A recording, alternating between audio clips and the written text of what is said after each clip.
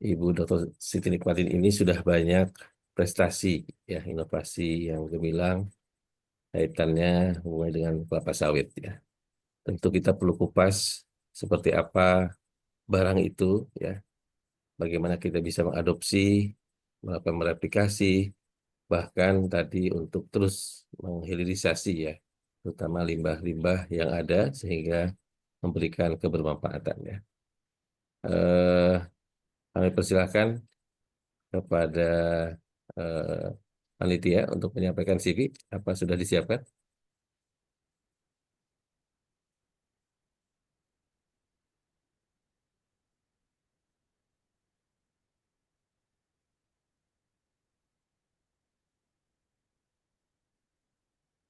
Baik, kalau belum ada mungkin saya persilahkan langsung aja kepada Ibu Dr. Siti Pratin untuk menyampaikan materinya. Kami persilahkan Ibu. Baik, izin share screen ya Pak. Mangga Bu.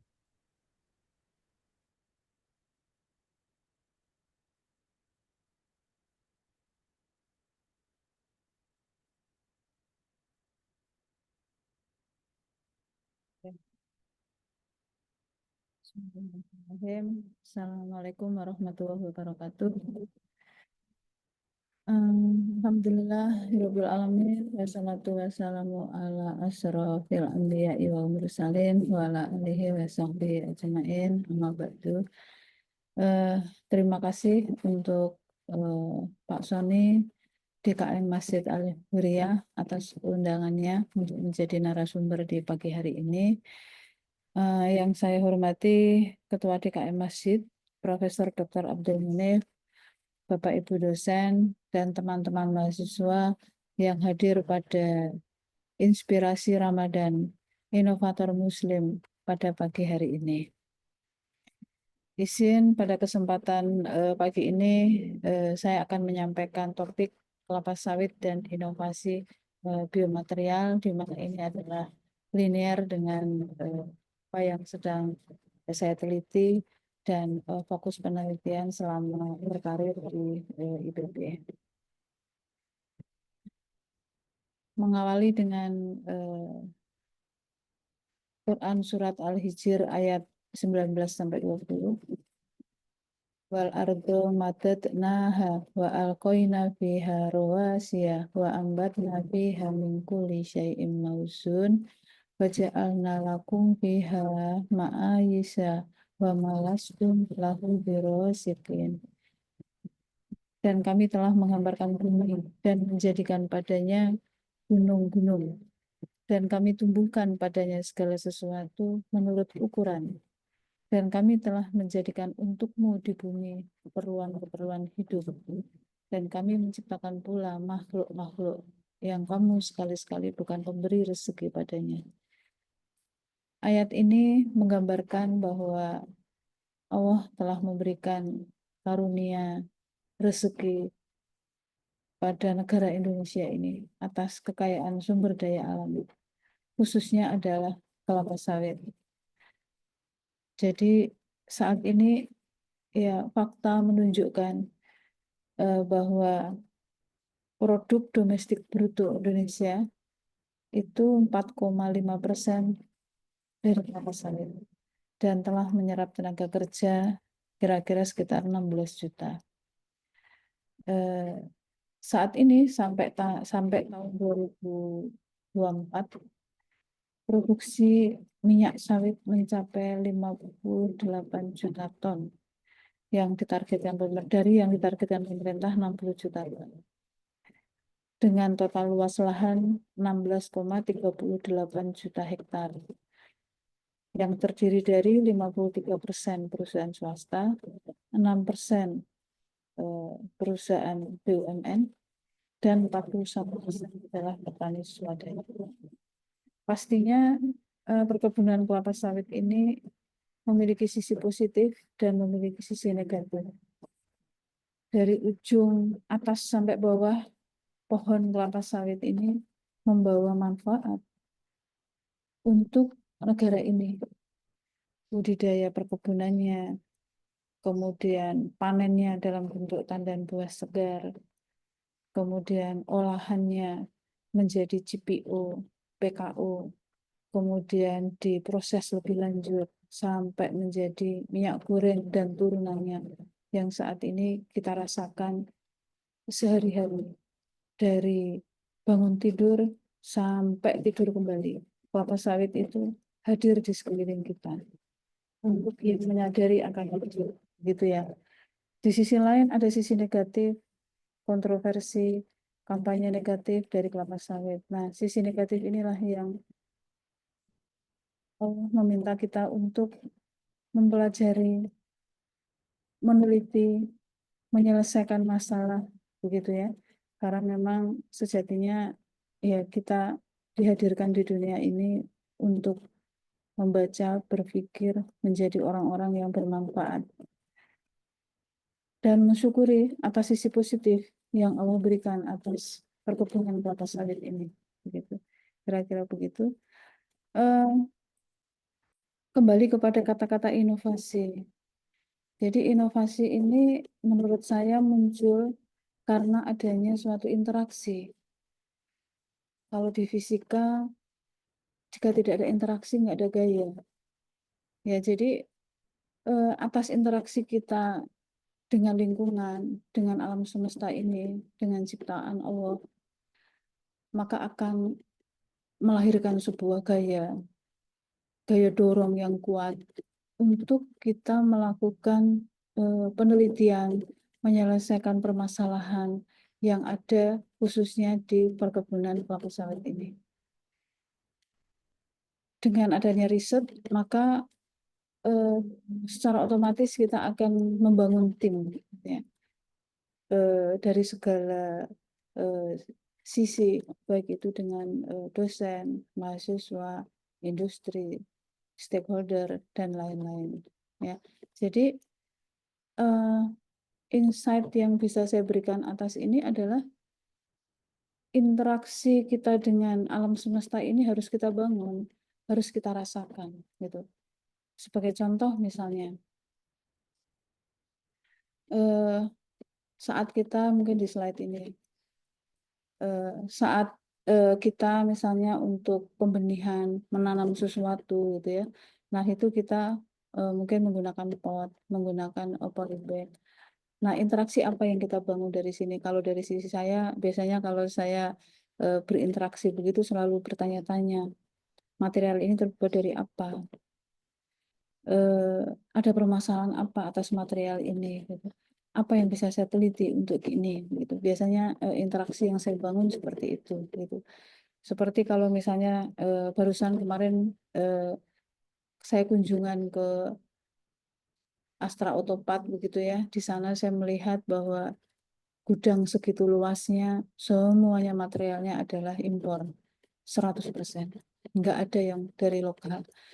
Nah, di situ saya berpikir membangun interaksi di situ. Kenapa bisa begini ya? Materialnya apa? Kok sampai kita nggak bisa produksi? Begitu. Apa yang bisa saya lakukan untuk riset? Nah, atas interaksi itu, maka muncullah suatu inovasi, muncullah suatu judul penelitian. Dan segalanya ketika saya hadir di titik manapun selalu menimbulkan interaksi ini, memunculkan interaksi ini supaya kita menjadi manusia yang produktif dan bermanfaat. Begitu kira-kira. Ketika inovasi ini diimplementasikan secara otomatis, khairun nas anfa'uhum linnas. Jadi kita menjadi manusia yang bermanfaat untuk orang lain. Karena dengan membangun tim dari segala aspek, dari segala keahlian begitu, ya kita bermanfaat untuk orang lain. Seperti halnya hadis yang diriwayatkan oleh Jabir. Dari Jabir ia berkata, Rasulullah SAW bersabda, orang beriman itu bersikap ramah dan tidak ada kebaikan bagi seseorang yang tidak bersikap ramah, dan sebaik-baik manusia adalah orang yang kemudian juga dinyatakan dalam Quran surat Ali Imran ayat 148, fa'atahumullahu thawabad dunya wa husna thawabil akhirah wallahu yuhibbul muhsinin. Yang artinya Allah maka Allah memberikan mereka pahala di dunia dan akhirat, dan Allah mencintai orang-orang yang berbuat kebaikan. Jadi atas inovasi, atas interaksi kita dengan lingkungan, dengan alam semesta, dan atas kolaborasi tim yang kita lakukan secara otomatis, kita mengimplementasikan akan hal ini. Berbicara tentang interaksi tadi, ini merupakan studi kasus yang ya bagian dari perjalanan penelitian yang saya jalani. Berikut ini adalah kunjungan ke pabrik kelapa sawit. Sudah keliling Jawa, Sumatera, Kalimantan, Sulawesi, menunjukkan hal yang sama, bahwa pabrik kelapa sawit ini akan memunculkan atau menghasilkan limbah, baik itu padat ataupun cair. Khususnya untuk limbah padat di sini adalah tandan kosong kelapa sawit. Ketika pabrik memproduksi 90 ton per jam, maka limbah tandan kosong kelapa sawit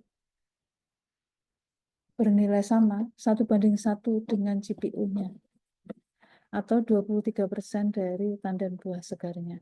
Ini yang dihasilkan oleh PKS terkait dengan TKKS, begitu ya. Jadi tandan kosong kelapa sawit ini biasanya kita sebut dengan TKKS atau UPFB, tapi di lapangan sering disebut dengan jangkos, begitu ya. Nah, tumpukan dari TKKS ini menjadi masalah, di mana saat ini yang paling mudah itu adalah dikembalikan di kebun untuk sebagai pupuk, kemudian mungkin dibuat biopelet atau untuk campuran dalam pembakaran di boiler, begitu ya. Namun masih tidak masih yang pas seperti gunung kecil kalau di PKS. Nah, ini merupakan masalah dari sisi peneliti, harus diselesaikan, begitu. Nah, karena bidang keilmuan saya adalah biomaterial, maka bagaimana caranya jangkos ini bisa diubah atau direkayasa menjadi produk material yang memiliki nilai ekonomi tinggi, khususnya di advance material, jadi di material maju. Jadi setelah diteliti, tangkos ini ternyata secara material dasar belum treatment itu memiliki karakteristik seperti yang tertera di tabel. Jadi jika TKKS ini kita bagi menjadi 3, yaitu utuh apa adanya dari pabrik langsung kita pakai. Kemudian jika TKKS ini kita bagi menjadi 2, yaitu bagian stalk. Stalk itu adalah bagian dalam, bagian bonggol, dan spikelet itu adalah bagian luar. Kemudian kita analisis komposisi kimia, itu ternyata mengandung berbagai komponen kimia yang bisa kita manfaatkan untuk advance material. Jadi dalam hal ini untuk beberapa riset saya mengekstraksi atau memisahkan alfa selulus ini yang dimanfaatkan. Di mana untuk TKKS utuh alfa selulusnya 46,62%, stalknya 48,38%, sementara spikelet 39,64%. Jadi semuanya ini akan diolah menjadi biomaterial sampai zero waste, gitu ya. Semuanya digunakan untuk aplikasi biomaterial. Studi kasus berikutnya adalah di sini mengamati bahwa riset yang pertama yang kami jalani adalah bagaimana selulosa ini bisa menguatkan polimer menjadi komposit. Jadi helm yang saat ini yang ada di pasaran, di market adalah mayoritas itu adalah 100% polimer. Nah, dengan menambahkan selulosa pada tangkos, maka akan menjadi komposit. Jadi ketika kita amati bahwa ini kembali interaksi dengan lingkungan, Bapak Ibu semua dan mahasiswa, bahwa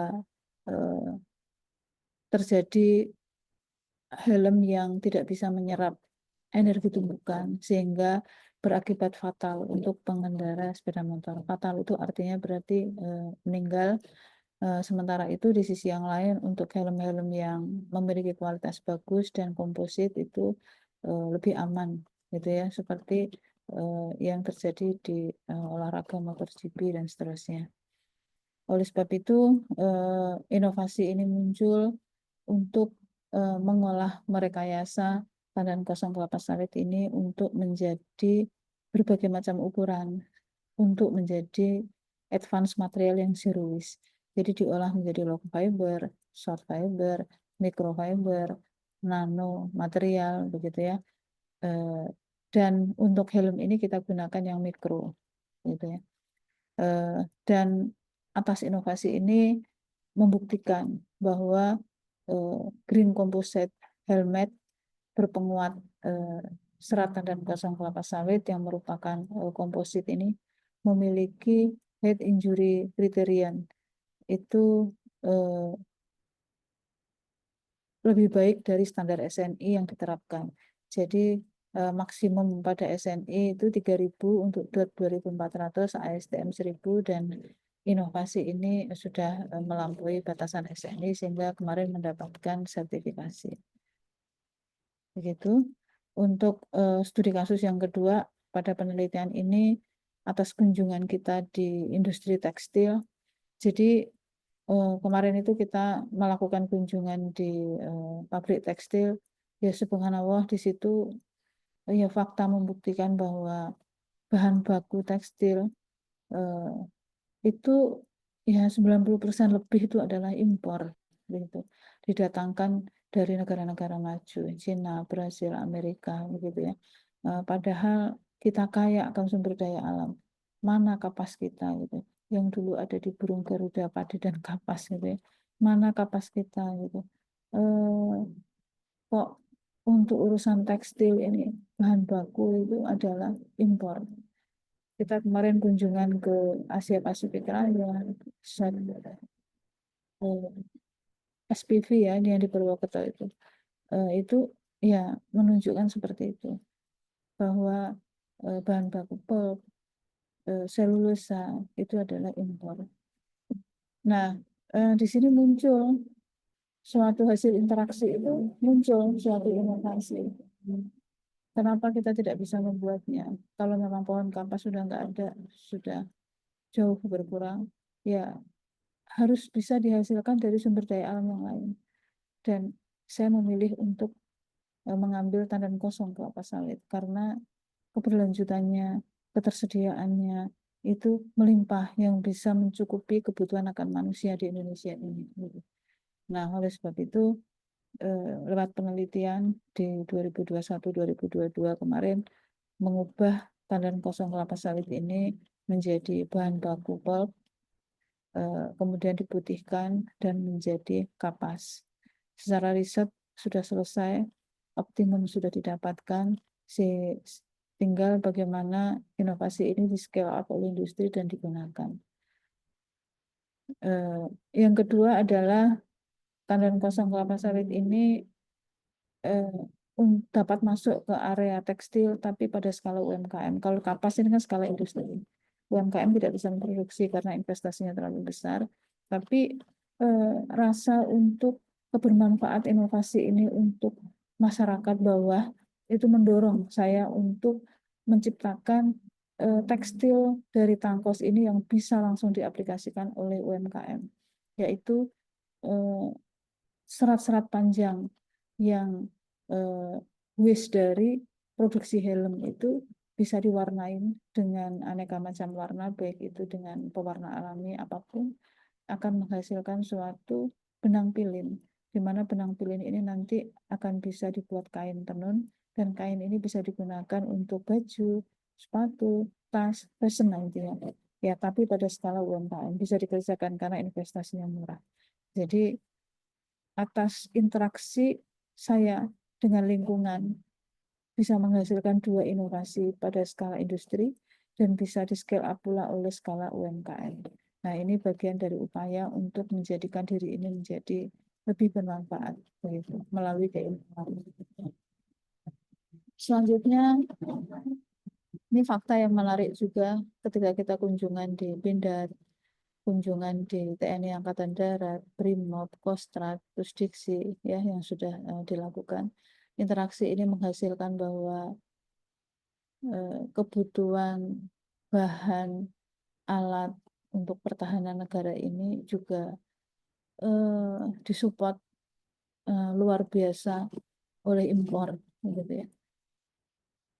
Kevlar, kain Kevlar yang merupakan material utama untuk segala sesuatu di pertahanan ini berkaitan dengan anti peluru.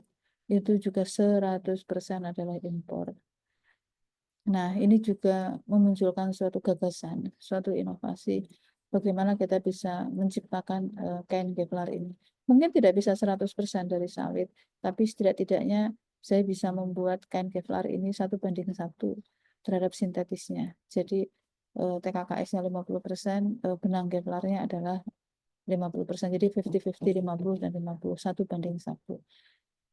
Sehingga bisa dihasilkan kain untuk bahan baku anti peluru yang bisa diterapkan di bodi mobil, untuk rompi anti peluru, dan seterusnya, untuk menciptakan biokomposit ya, yang baru atas kelapa sawit ini di bidang pertahanan. Sebenarnya tidak hanya ini Bapak dan Ibu dan teman-teman mahasiswa di Pindad yang perlu kita teliti atas kajian analisa interaksi ini. Di sana juga saya melihat penggunaan apa ya, manekin aja. Manekin itu impor dari Jepang, nilainya miliaran untuk uji coba tes. Jadi untuk uji coba tes kendaraan itu bagaimana jika terjadi tumbukan itu aplikasinya kan ke manekin. Itu juga impor yang nilainya juga katanya satu manekin itu ya di atas 1 miliar membelinya. Nah, kenapa kita tidak bisa ini? Nah, itu bagian dari masih banyak lagi sebetulnya inovasi-inovasi yang eh, ya bisa kita lakukan. Yang sudah ada di kepala saya juga untuk nanti lahir proposal-proposal baru atas pengamatan analisa di lapangan, masalah di lapangan yang kita bisa kita selesaikan melalui keilmuan biomaterial di kampus ini.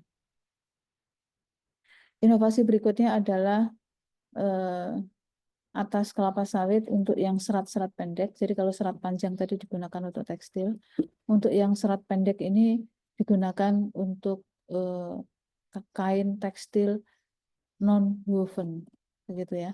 Nah, salah satu aplikasinya adalah untuk vertical garden, untuk pot menggantikan polybag. Kemudian lembaran-lembarannya bisa digunakan untuk menggantikan mulsa, begitu ya. Dan ini sudah scale up, sudah industri dan sudah diterapkan. Ya, kemarin melalui pengabdian masyarakat, PDTI dan dosen pulang kampung ya.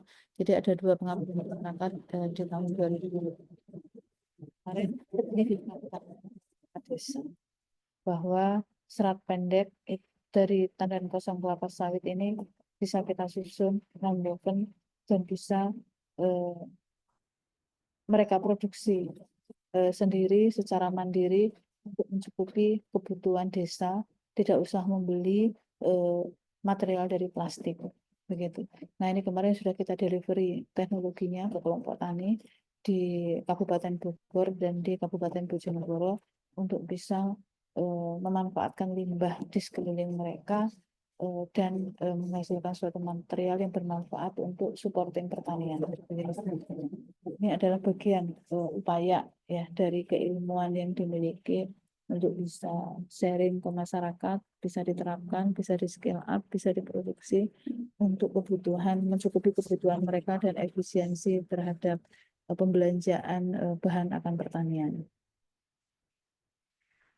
Kemudian riset yang saya jalani dengan tim ini juga berkaitan dengan filter kendaraan.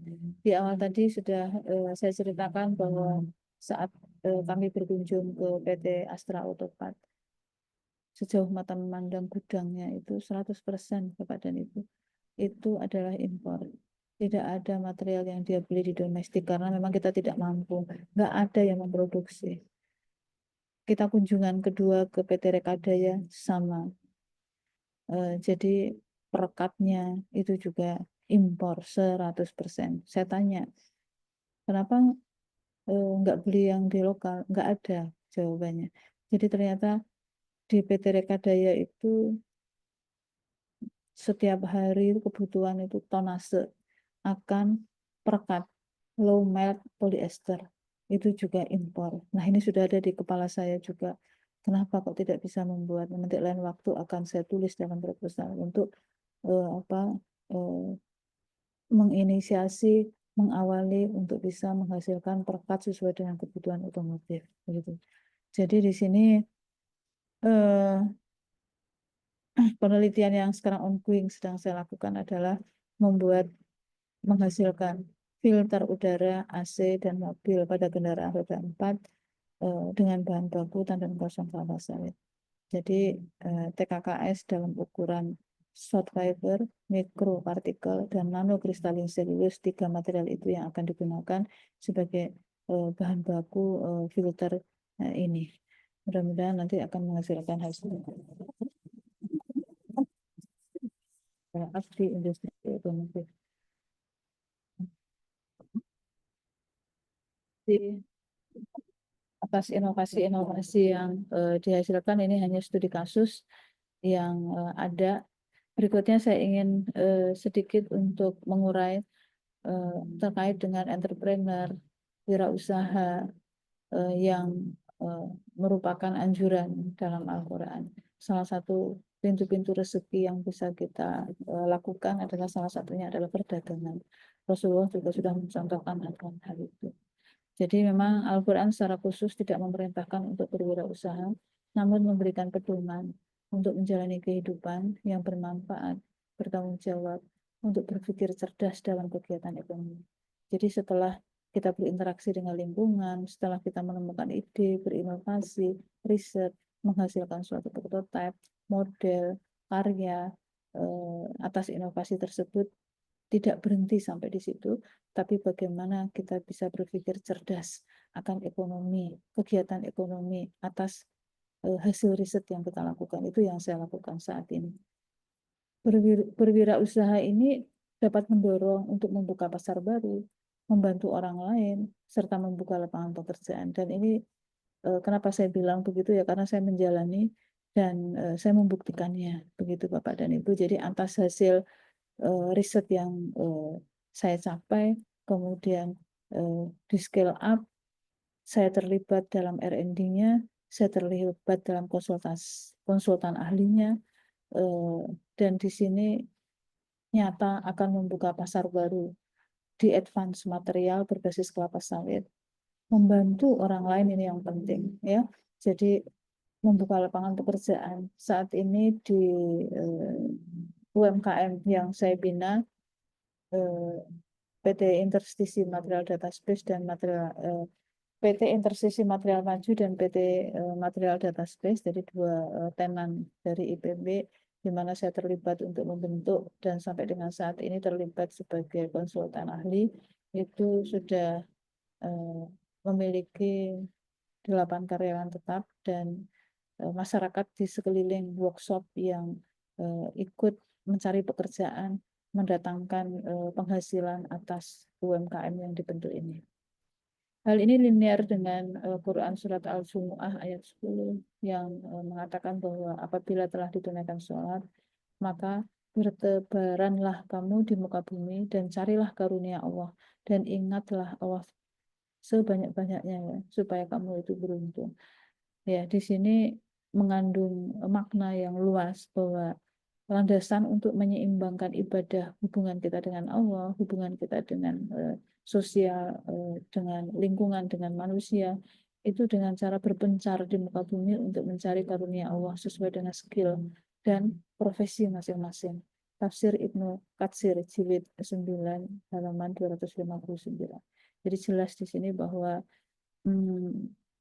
menyeimbangkan kehidupan melalui ibadah gitu ya, untuk mencari penghasilan di bumi ini, dan salah satunya adalah berwirausaha. Quran surat yang kedua adalah An-Najm ayat 39, dan bahwasanya seorang manusia tiada memperoleh selain apa yang telah diusahakannya. Jadi ayat ini mendeskripsikan orang-orang yang beramal soleh pantas mendapatkan pahala atas apa yang telah mereka kerjakan. Salah satunya melalui kewirausahaan. Kalau di saya adalah kewirausahaan berbasis riset. Ya, karena kewirausahaan ini merupakan eksekusi ide sehingga mendapatkan hasil darinya. Bahwa yang didapat manusia itu apa yang dikerjakan, bukan apa yang diangan-angan. Ya awalnya mungkin kita bermimpi, bercita-cita, kemudian direalisasikan menjadi riset, ide, dan kemudian menjadi produk dan komersialisasi. Kemudian ayat berikutnya yang mendukung terkait dengan kewirausahaan ini adalah Quran Surat An-Naba ayat 11. Dan kami jadikan siang untuk mencari penghidupan. Jadi menurut Al-Bahawi Ibnu Jauzi itu menyatakan bahwa di samping Allah menciptakan malam sebagai istirahat, Allah menciptakan siang sebagai waktu untuk mencari rezeki dan keperluan dunia yang lain, terkhusus pekerjaan yang paling baik. Sabda Nabi Muhammad SAW adalah pekerjaan seseorang dengan tangannya sendiri.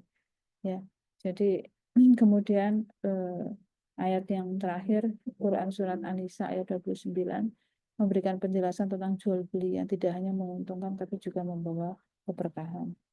Ya, jadi memaknai harta ilmu yang kita punya ini untuk bisa diperdagangkan, dijadikan wirausaha yang eh, halal, berkah, dan membawa manfaat. Ini adalah komersialisasi yang eh, yang ada dalam yang sudah realisasi implementasi ya dalam inovasi yang saya sebutkan tadi ya, melalui PT Interstisi Material Maju dan PT Material Data Space.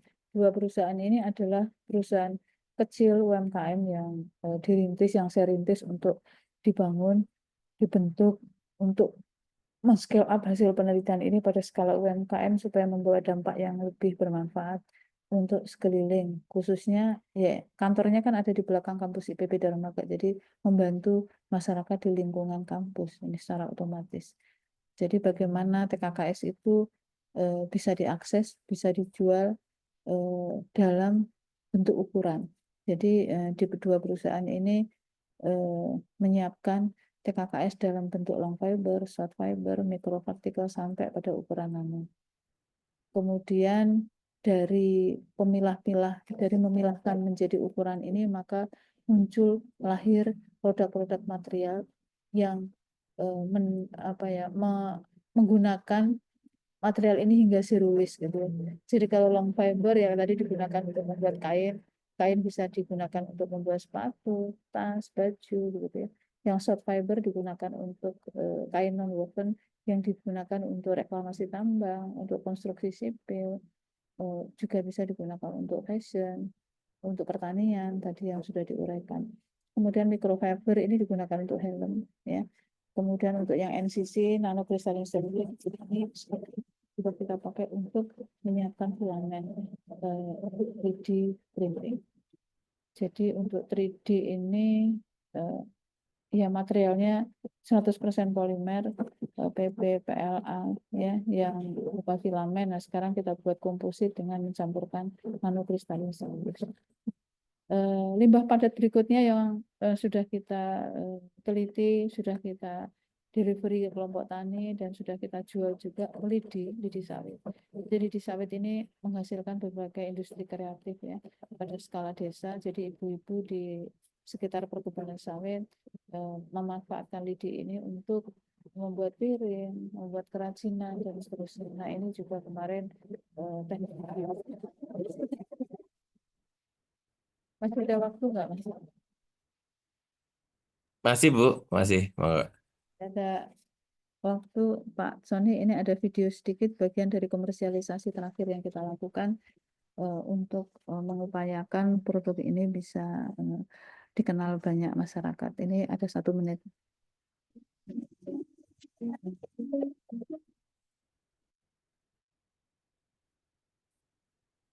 Fashion show yang kita lakukan di IDC terkait dengan mempromosikan hasil riset produk yang dihasilkan oleh pihak UMKM yang dibina tadi untuk lebih dikenal masyarakat, kemudian diakses. Ini baju, tas, sepatu, tapi helm, produk anti peluru yang kita konsumsikan di IDC.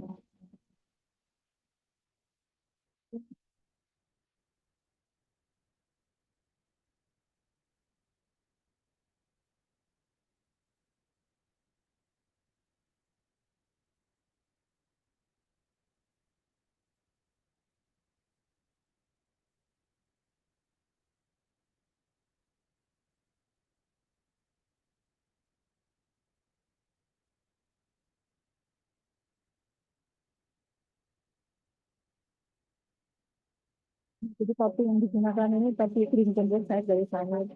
Baju yang digunakan juga dari sana. Topi, sepatu, tas yang dibawa. Ini semua hasil karya dari penelitian yang sudah menjadi produk yang sudah bisa diakses untuk dibeli melalui buatan yang kita.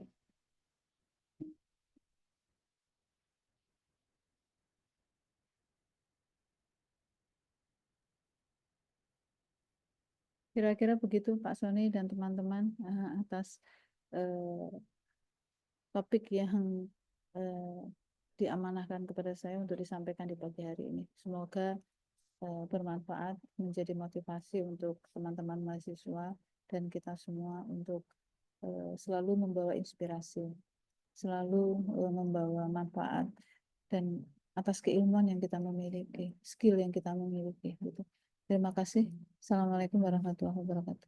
Waalaikumsalam warahmatullahi. Terima kasih Ibu Dr. Siti Fatin. Luar biasa nih apa proses perjalanan mencari inovasinya. Saya kira akan bermanfaat bagi kita semua, terutama tadi dalam rangka pemanfaatan limbah ya, dalam rangka untuk efisiensi sumber daya alam. Baik, Bapak Ibu dan adik-adik mahasiswa yang hadir dalam inspirasi Ramadan ya. Saya persilahkan kalau ada yang ingin bertanya langsung kepada Ibu Dr. Siti Nikmatin, kami persilahkan. Ya, ini saya menunggu dari Bu Dwi Rahmina nih, dari AGB. Begitu banyak katanya tadi pengembangan produk olahan limbah kelapa sawit, gitu ya. Jika kita ingin mendorong kira-kira begitu pemanfaatan tersebut, ya, apakah itu dapat dilakukan oleh UMKM langsung gitu ya, atau seperti apa nih proses mungkin tadi kolaborasinya mungkin Bu, Bangga Bu. Oh, jadi ini pertanyaannya. Terima kasih untuk Ibu Dwi Rahmina ya, atas pertanyaannya. Jadi ini pertanyaannya, begitu banyak potensi pengembangan produk olahan limbah kelapa sawit yang bisa dilakukan, baik skala industri atau UMKM. Jika kita ingin mendorong UMKM untuk memanfaatkan potensi tersebut, apakah teknologi menghasilkan serat pendek dari tandan kosong ini dapat dilakukan di UMKM atau tetap harus dilakukan tim peneliti ahli? Ya, jadi saat ini dilakukan oleh UMKM, Ibu. Jadi penelitian saya sebetulnya hanya mengantarkan mencari optimasi, mendapatkan alat yang cocok untuk mengurai tangkos ini. Jadi untuk mendapatkan alat ini perjalanan yang panjang. Jadi pada awalnya untuk mengurai TKKS ini kan dia cukup alot ya, cukup keras TKKS ini untuk bisa difibrilasi, untuk bisa diurai menjadi bandel-bandel fiber, menjadi serat-serat berbagai macam ukuran. Nah, kemudian dari hasil penelitian menghasilkan suatu alat yang tepat, kemudian disampaikan ke UMKM-nya untuk bisa diproduksi. Kemudian kemarin juga saya carikan dana sebagai pilot proyek untuk pembuatan alat sehingga TKKS itu ya bisa diolah menjadi fiber dengan berbagai macam ukuran yang seperti yang saya sebutkan tadi. Itu sekarang sudah 100% bisa dikerjakan oleh UMKM secara mandiri gitu ya. Jadi sudah bisa dilakukan Ibu di UMKM untuk apa ya? Yang pertama kan untuk mengurai sawit itu begitu kelapa sawit datang dari PTPN misalnya, kita biasanya mendatangkannya satu truk itu 2 ton sampai 4 ton. Kalau pickup biasanya ya sekitar 1 ton kita datangkan itu dibawa ke workshop. Kemudian yang pertama kita olah dengan fermentasi alami terlebih dahulu. Jadi kita rendam, kita fermentasikan supaya impuritas yang bisa larut di dalam air bisa terdegradasi, bisa luruh begitu ya. Kemudian habis itu kita pisahkan menjadi 3, ada yang utuh kita biarkan, ada yang kita pisahkan stalk dan spikelet menggunakan alat yang sudah didesain di UMKM ada udah skala industri, jadi untuk 4 ton, 10 ton continuous bisa. Kemudian dari situ nanti akan dipisah. kita giling di serat panjang dulu, kemudian digiling ke ukuran 60 mesh. Kita punya alat yang gilingan 60 mesh. Kemudian kita juga punya alat untuk menggiling sampai microfiber. Kemudian kita shaker, kita ayak sampai menghasilkan lolos 100 mesh, 150 mesh itu sudah bisa pada skala industri.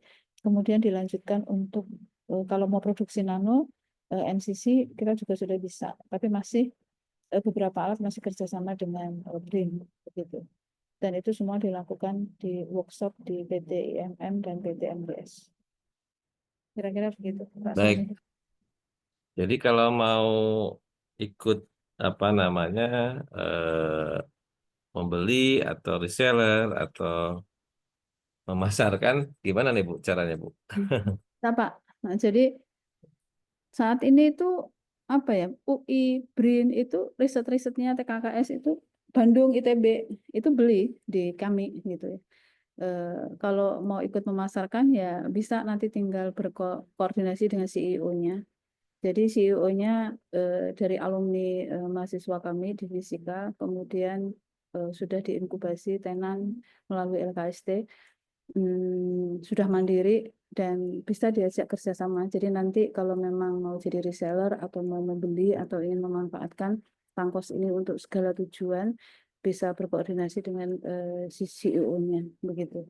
Tapi dasar yang sudah saya terapkan, landasan yang sudah saya, pondasi yang sudah saya berikan ke UMKM ini sudah ya bisa memunculkan pasar baru yang saya sebutkan tadi, memunculkan kewirausahaan baru. Mahasiswa fisika, alumni tidak menjadi karyawan tapi menjadi entrepreneur. Saya sudah memberikan pondasi untuk itu dan real dan sudah fakta sudah bisa rilis untuk itu sesuai dengan tujuannya begitu. Nah, ini yang saya sebutkan tadi bahwa sebagai dosen untuk menjadi pribadi yang bermanfaat melalui interaksi, melalui riset dan pembinaan langsung sehingga produk ini bisa komersialisasi sampai diakses masyarakat gitu.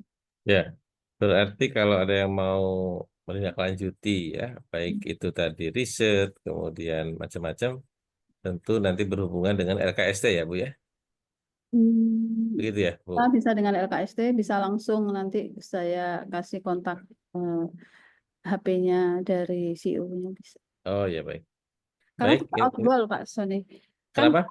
awalnya kan diinkubasinya inwall gitu selama 3 Oh tahun. oke, Tapi kan aturan di LKST setelah 3 tahun harus bisa mandiri. Makanya sekarang tenan outwall kan nyebutnya. Gitu. baik, baik, baik. Baik, ini ada Ustadz Abdul Munib, raise hand. Kami persilakan Ustadz.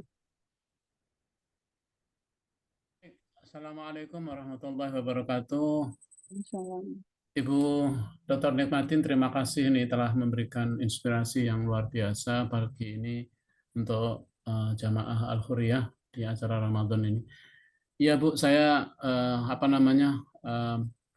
sangat-sangat menginspirasi apa yang disampaikan oleh Ibu. Begini Bu, kami ini Al-Huriyah selalu mengadakan namanya kajian kauniyah ya dari para guru besar khususnya dan ilmuwan IPB.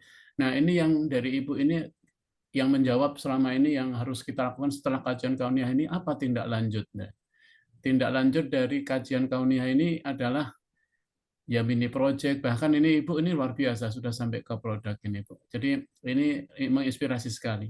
Ada pertanyaan yang menggelitik saya ini Bu. Mungkin secara konseptual gimana ya Ibu dari riset ini kemudian menjadi tadi ya menjadi wirausaha, menjadi apa namanya. Ini mungkin bisa cerita sedikit walaupun Ibu mengatakan perjalanannya panjang gitu ya, Bu. Tapi ini penting ini kita ini para mahasiswa dan kami ini agar pengetahuan, informasi, hasil tesis, hasil disertasi apa itu sebetulnya adalah ada tindak lanjut gitu ya Bu Siti Nurmatin ke arah yang lebih tadi Ibu sebut dengan lebih bermanfaat. Kemudian yang kedua ini Bu, tadi Pak Soni sudah menyinggung bagus juga ini Bu.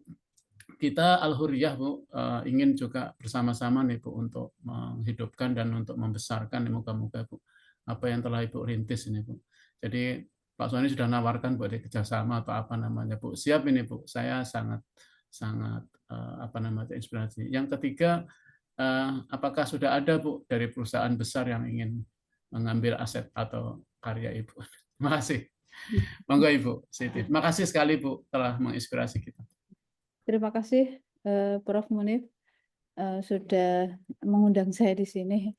Ya sebetulnya banyak yang ahli dan saya masih mungkin masih belum apa-apa dibandingkan teman-teman kan kalau kumpul di LKSD gitu teman-teman hebat-hebat kan banyak. Tapi mungkin saya bisa share sedikit berkaitan dengan tiga pertanyaan tadi bahwa secara konseptual sebetulnya bagaimana riset ini atas tadi permasalahan-permasalahan yang dijumpai di lapangan itu bisa terselesaikan dan khususnya kalau saya memilih untuk kelapa sawit begitu ya. Nah, jadi paradigma berpikirnya harus ditanamkan bahwa riset itu harus goalnya harus sampai kepada produk yang bisa di scale up, yang bisa dijual begitu ya. Nah, baik itu nanti siapa yang akan menggunakan, bisa industri, bisa UMKM begitu ya. Kalau kita kan tugasnya dosen memang memunculkan inovasi-inovasi baru. Ya nanti kemudian kita berikan ke UMKM-nya, kita berikan ke industrinya begitu. Nah, jadi paradigma berpikir itu yang harus ditanamkan. Itu yang saya tanamkan di saya gitu. Jadi ketika menemukan suatu ide masalah harus dipilah-pilah. Mana kira-kira yang bisa kita teliti tapi sampai ke produk gitu. Jika memang hanya sampai di prototype saja tapi nggak bisa di scale up, ya biasanya manfaatnya di paper gitu ya. Jadi membuat paper bermanfaat untuk kalangan akademis. Kan membuat paper itu juga bermanfaat juga, menjadi orang yang bermanfaat di kalangan akademis. Nah, tapi kalau di saya ya saya tanamkan pada diri saya gitu bahwa riset saya harus bisa sampai produk begitu. Nah, jadi setelah menjadi produk ya bagaimana cara mengkomersialisasikan. Kalau industri besar saya sudah mencoba helm itu sudah jadi. Saya presentasi di Astra Honda Motor, ketemu pimpinannya, ketemu pimpinan atasnya, kemudian saya tawarkan, silahkan inovasi ini digunakan untuk helm di Astra Honda Motor pada saat itu. Namun ternyata untuk menembus itu sangat sulit karena mereka sudah besar, sudah punya jaringan begitu, sudah sangat sulit. Padahal saya riset awal helm juga di sana. Ke Subkonnya, ke Yasunri juga saya lakukan, tapi itu sulit untuk menembus itu. Pada akhirnya saya berputar haluan. Oh ini nggak bisa kayak begini, jadi harus ada UMKM aja skalanya. Begitu. Akhirnya lahirlah PT Interstisi Material Maju. CEO-nya adalah mahasiswa biofisika yang memang punya jiwa entrepreneur begitu. Nah, dari PT IMM ini lahir 2017 sampai sekarang produksi helm dan ya eksis mulai dari produksi seratnya sampai membuat helmnya dengan variannya, dengan hubungan dengan stakeholder, dengan klien. Ya, jadi setelah riset ini selesai, kita bentuk UMKM-nya untuk membuat dan CEO-nya kita bantu, saya dampingin terus untuk mendapatkan proyek-proyek, untuk meyakinkan klien bahwa helm ini memang layak untuk dipakai. Nah, itu sebagai contoh studi kasus memang ya tetap kita dampingi sebagai ilmuwannya begitu kan untuk meyakinkan klien kadang membutuhkan apa sih keunggulan dari komposit ini secara ilmiahnya. Nah, begitu kita menjelaskan saintifiknya, orang itu menjadi percaya begitu. Nah, itu memang butuh pendamping seorang peneliti begitu. Dan itu juga untuk riset-riset saya yang lain termasuk fashion, anti peluru dan seterusnya. Jadi kemampuan untuk ya mendelivery, satu kemampuan untuk menghasilkan riset sampai produk. Kemudian yang kedua adalah kemampuan untuk berwirausaha. Bagaimana kita bisa menerobos, meyakinkan gitu. Nah, sekarang kalau bagaimana Alhuria jika ingin kerjasama gitu ya. Terbuka lebar Prof. Munif, jadi silahkan mana yang bisa kita bantu. Kalau ingin berkunjung ke workshop ya silahkan, mana yang bisa digunakan. Jadi perguruan tinggi yang lain sudah banyak memanfaatkan workshop ini begitu ya. Nah, apalagi untuk IPB pasti welcome gitu ya. Jadi perguruan tinggi lain fashion itu didesain oleh UNS, didesain oleh yang lain-lain. Kita juga bersama-sama dengan USU. USU juga sudah memanfaatkan UMKM kita gitu ya untuk berbagai macam lah di sana. Nah, itu kolaborasi ini intinya terbuka lebar, nanti bisa didiskusikan, bisa kita bangun sama-sama bagaimana Al-Huriyah ini bisa ngeling ya dengan wirausaha yang kami bangun begitu ya, supaya memang bisa lebih berdampak luas, lebih bermanfaat begitu. Kira-kira begitu, Prof. Singkatnya begitu. Terima kasih, Bu. Baik, Ya. terima kasih Pak Ustadz Abdul Munif. Monggo Bapak Ibu sekalian, masih ada waktu kurang lebih 5 menit lagi kalau ada yang ditanyakan.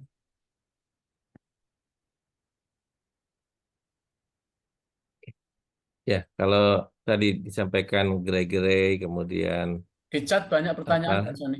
Ya, ini dari Pak Bangun udah udah saya ini ya. Apa? Ah, kalau karpet di Alhur katanya pakai komposit kelapa sawit bisa nggak nih, Bu? Ah, Bisa Pak, kita Oh kasih bisa. contoh ya. Nanti saya kirim produknya contoh. oh Oh, ya, Bukan karpet sih, kayak lebih ke tikar sih Pak. Lebih ke oh, tikar dari benang pilin gitu. Jadi benang pilin itu kita kan dapat dosen pulang kampung tuh Pak. ya. Dosen pulang kampung itu memberdayakan masyarakat Kabupaten Bojonegoro untuk membuat benang pilin dari pelepah pisang. Nah, itu hasilnya berupa karpet-karpet, tikar-tikar. Nah, contohnya ada di banyak, ya masih ada beberapa contoh di workshop, nanti bisa saya kirimkan ke Pak Sony. siap, siap. Wah, bagus tuh Pak Sony, Bu, Pak Sony ya. Kita Siap. butuh itu di beberapa ini di Alfred Ya, ya. supaya nanti produk kita berbasis kepada inovasi kampus, kira-kira ya. Ya, Baik. siap. Ya, ini dari Ibu Susi Susanti nih. Saya pernah baca di Twitter, Bu, penyebab impor itu bukan karena kita belum siap inovasi produk, tapi karena kalau impor ada oknum pejabat yang dapat fee dari importir. Sepertinya selain inovasi, kita perlu bikin inovasi fee ke oknum pejabat agar tidak ketahuan KPK. Apakah hal tersebut pernah Ibu rasakan katanya? Karena inovasi Ibu di bidang militer ini cukup strategis. Nggak ada komentar, Bu. Jadi sejauh ini perjalanan riset saya, perjalanan untuk wirausaha itu eh, tidak menggunakan cara yang VV begini, Pak, Bu. Jadi ketika misalnya dipindat, ketika dipindat ya kita berhubungan dengan Pak Direkturnya, Pak Sigit waktu itu. Kita mendapatkan proyek riset dari beliau dan tidak ada fee yang murni diberikan begitu. Mungkin karena kepercayaan yang besar yang diberikan ke saya atas portofolio saya begitu ya. Jadi sekali lagi tidak pernah ada fee yang seperti ini. Kami juga berhubungan dengan apa kementerian di pertahanan, waktu itu Pak Menterinya Pak Prabowo itu, kami berhubungan dengan kementerian itu juga tidak melewati fee seperti itu. Jadi memang murni terkadang karena mereka melihat kita akademisi, melihat portofolio kita bagus, kemudian dipercaya untuk menjalankan proyek riset yang mereka berikan untuk mengatasi masalah itu. Untuk masalah impor itu sebetulnya perjalanan kunjungan ke industri itu ya di tekstil itu, aduh, bahan bakunya luar biasa impor. Makanya bertanya-tanya apakah memang kita tidak bisa ya untuk membuat ini, atau memang bagaimana regulasi pemerintah ini sehingga kok ya semua bahan baku, khususnya bahan baku ya. Jadi kalau untuk di kita ini rata-rata kalau saya amati di industri kan tanda kutip seperti penjahit begitu kan. Jadi bahan bakunya diimpor, kemudian hanya assembling, hanya menyusun, hanya menjahit gitu. Kayak filter itu di Astra Otopat itu ya bahan baku semuanya 100%. Itu di sana apa yang dilakukan? Hanya menjahit, hanya menyusun begitu. Mengecek spek yang ada melalui alat uji begitu. Tapi membangun industri bahan bakunya ini yang saya rasa ini Indonesia membutuhkan untuk itu gitu. Dan itu dibutuhkan basic science gitu. Jadi membangun industri hulu itu membutuhkan basic science. Nah, saya rasa di Indonesia ini lemahnya di situ gitu. Jadi kuat di engineering tapi lemah di basic science sehingga industri hulunya tidak jalan. Jalannya adalah di industri hilir gitu. Menurut saya itu. Baik, eh, terima kasih Bu Dr. Siti Nikwatin. Kemudian yang lain lagi, oh ini nih, ya tadi Pak Bangun ini menanyakan apakah sudah ada gerai ya. Saya suruh lihat di websitenya LKST aja Bu, ya Aha. supaya Ya. lebih lengkap saya kira ya. Kemudian ya ini dari Bu Lilis katanya pemaparan yang menarik gitu ya. Tapi masih ada anggapan efek yang kurang baik dari sawit, yaitu dianggap merusak lingkungan sekitar. Mohon pencerahannya Bu katanya begitu. Ya, ini saya juga lagi baca chat. Bentar ini karpet di Alhur pakai komposit, nanti saya kirim ya Pak contohnya. Siap, siap. Terus kemudian pemaparan sangat menarik dan menambah wawasan terkait manfaat. Ya, tadi pertanyaannya yang Pak Sony yang mana ya Pak ya? Ya itu yang terakhir Bu. Tentang Memanfaatkan limbah atau produk sampingan sawit ini sebagai pakan ternak, namun masih ada anggapan efek yang kurang baik dari sawit, ya anggap merusak lingkungan. Oh iya, berkaitan dengan ternak ini Pak, kemarin kan ada permintaan dari Ditjenbun untuk mengklarifikasi penggunaan palmitat ya dari kelapa sawit untuk ternak di khususnya sapi perah susu itu. Nah, kemarin kita di Pusat Studi Sawit itu melakukan klarifikasi atas itu. Jadi begini, kemarin di Eropa itu ternak estate-nya susu itu kan menggunakan palmitat dari kelapa sawit untuk mengurangi emisi pada ternak tersebut begitu.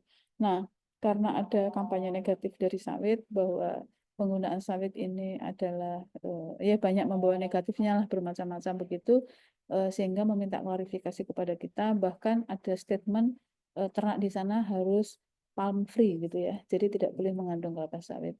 Nah, kemarin kita bersama-sama di Pusat Studi Sawit menjelaskan hal tersebut gitu ya, bahwa eh, sekarang coba dipikir bahwa emisi sapi itu infonya kan dari sendawanya begitu ya. Nah, sendawanya sapi membawa emisi yang besar. Dengan palmitat dari palm oil, maka produktivitas susu meningkat. Jika mengurangi emisi itu dengan mengurangi jumlah sapi, maka produksi susunya tidak akan berkurang. Jadi jumlah sapinya dikurangin, tapi produksi susunya ditingkatkan melalui palmitat dari palm oil. Dan itu fakta sudah membuktikan, mereka sudah membuktikan itu, bahwa susunya produktivitas meningkat dan emisinya turun. Nah, sehingga kalau masalah deforestasi, mungkin Pak Sony lebih paham di pautannya masalah deforestasi, bagaimana sawit dianggap apa ya, hutan yang dialihfungsikan gitu ya, heterogen menjadi homogen dan seterusnya, hewan-hewannya jadi berkurang ya, mungkin dari sisi kehutanan Pak Sony yang tahu.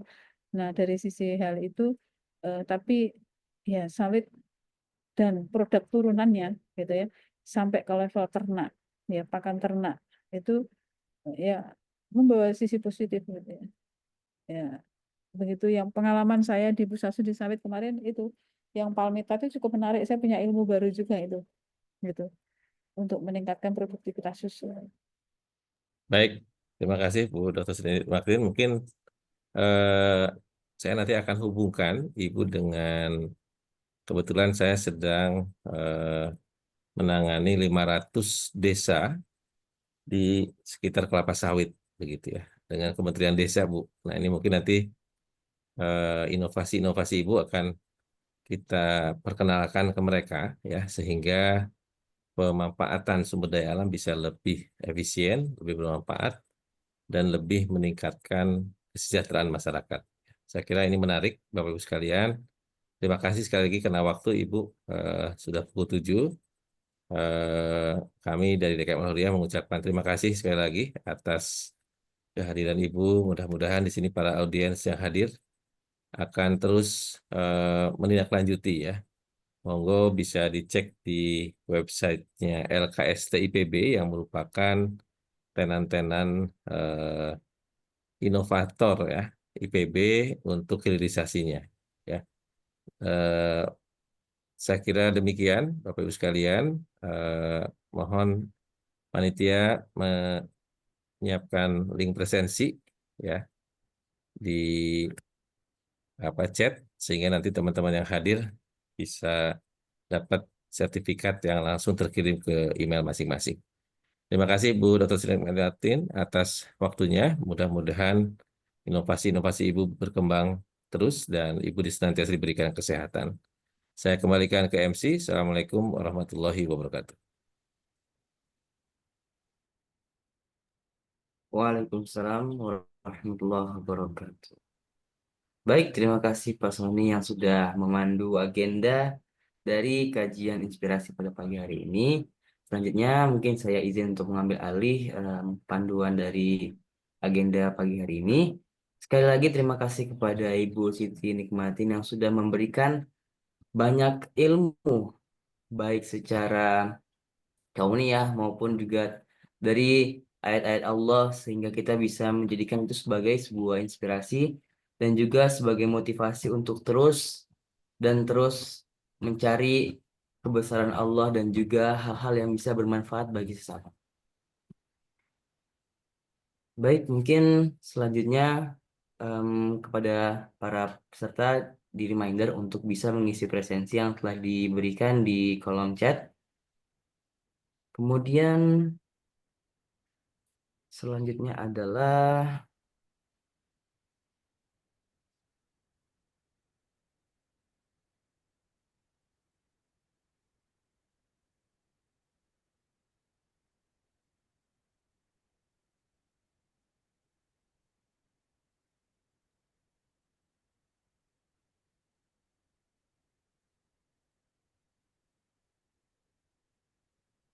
Yang donasi mungkin Mas Arifin bisa dibantu untuk boleh. program makan berbuka dan sahur. Kami persilakan, panitia. Baik, operator, boleh ditampilkan di Zoom.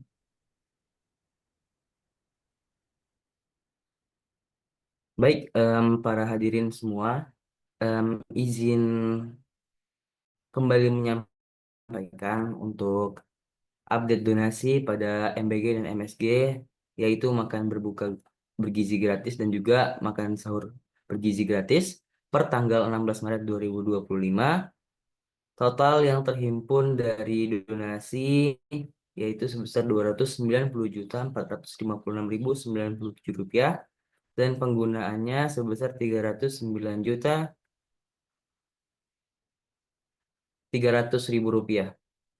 Dan di sini telah disediakan selama Ramadan yaitu porsi makan buka gratis sebesar 12.400 paket dan makan sahur gratis sebesar 4.150 paket. Setiap rezeki yang kita miliki adalah titipan, dan terkadang titipan itu bisa menjadi jalan untuk kebahagiaan orang lain. Pada Ramadan kali ini ada begitu banyak cerita tentang kebersamaan, berbagi, dan juga keberkahan. Mari kita lanjutkan kisah ini dengan pemberian setiap yang dapat dinikmati oleh setiap orang dan senyum yang terukir yang dapat menjadi bagian dari perjalanan kebaikan untuk kita semua. Karena sejatinya memberi tak selalu tentang seberapa besar, tapi tentang seberapa tulus. Mungkin ada juga di sini terkait dengan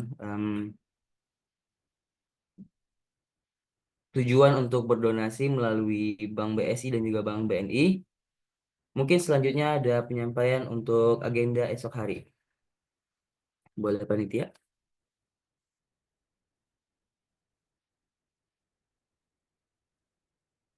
Insya Allah di esok hari pada hari Selasa tanggal 18 Maret 2025 kita akan mengadakan Semarak Ramadan Light of Knowledge tentang bedah buku yang berjudul Marwah Cinta yang akan disampaikan oleh Ibu Dr.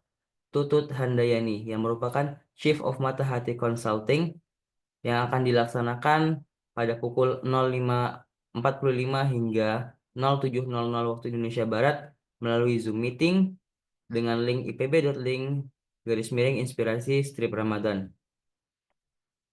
Kemudian, bedah buku ini merupakan salah satu dari 7 segmen webinar rangkaian kegiatan Semarak Ramadan 1446 Hijriah yang dilaksanakan setiap Selasa pagi Ramadan, yang ditujukan untuk kita dapat meningkatkan literasi para peserta tentang berbagai ilmu pengetahuan atau light of knowledge.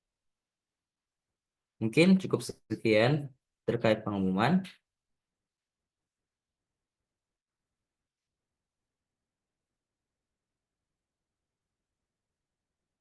Menutup, Pak. Alhamdulillah, kita telah sampai di penghujung acara. Semoga apa yang telah kita dapatkan di hari ini dapat membawa kebermanfaatan dan keberkahan bagi kita semua yang hadir pada pagi hari ini. Terima kasih kepada narasumber, panitia, sekaligus peserta yang telah mengikuti acara ini dengan penuh antusias. Mohon maaf jika ada kekurangan dari penyampaian saya selaku MC. Mari kita tutup agenda pada pagi hari ini dengan membaca hamdalah bersama-sama. Alhamdulillahirabbil alamin.